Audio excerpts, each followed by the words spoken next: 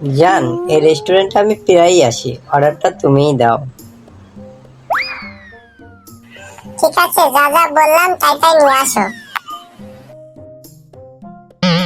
Sir, আপনাদের বিল হয়েছে ৯,৯৯৯ টাকা। অর্ডারটা মনে হয় আমি দিলেই ভালো হতো। এটা একটা মানুষ না মেশিন? কি হলো, কিছু বললে যান?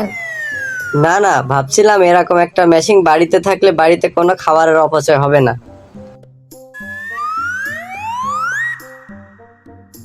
ভাই, আমাকে এক প্যাকেট বাঞ্চোর সিগারেট দেন তো। সেটা আবার কি সিগারেট? না, ওই যে বুঝলেন না, ব্যানসন না কি যেন নাম ওইটা।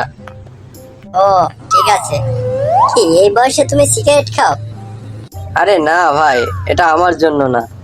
ও আচ্ছা, তাহলে বুঝি তোমার বাবার জন্য, তাই না?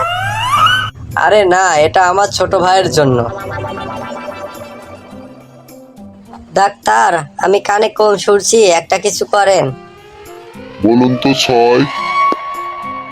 9। কিন্তু আমি তো যা দেখলাম আপনি তো কানে বেশি শুনছেন, কম কই শুনছেন।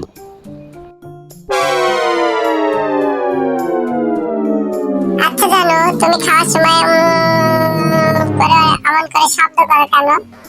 আমি করি ঠিক আছে, কিন্তু তুমি আবার করতে যেও না, তাহলে মানুষ অন্য কিছু ভাববে।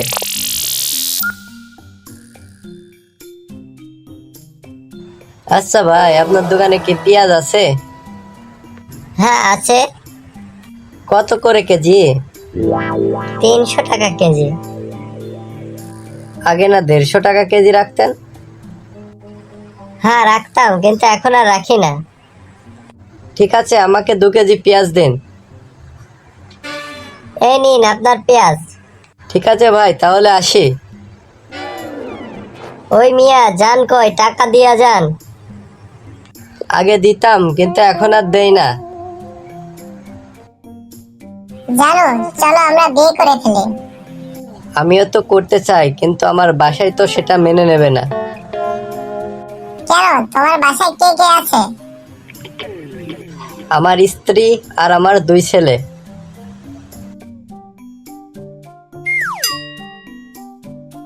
এই, আপনি দুধের ভিতর পানি মেশালেন কেন? ভুল হয়ে গেছে স্যার, আমি আর কখনো দুধের ভিতর পানি মেশাবো না। এই, আপনি আজকে আবার দুধের ভিতর পানি মেশালেন কেন?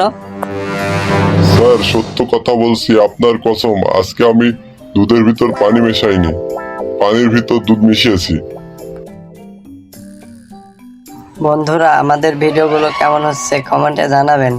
চ্যানেলটি সাবস্ক্রাইব করে আমাদের সাথেই থাকবেন, আর লাইক করতে ভুলবেন না।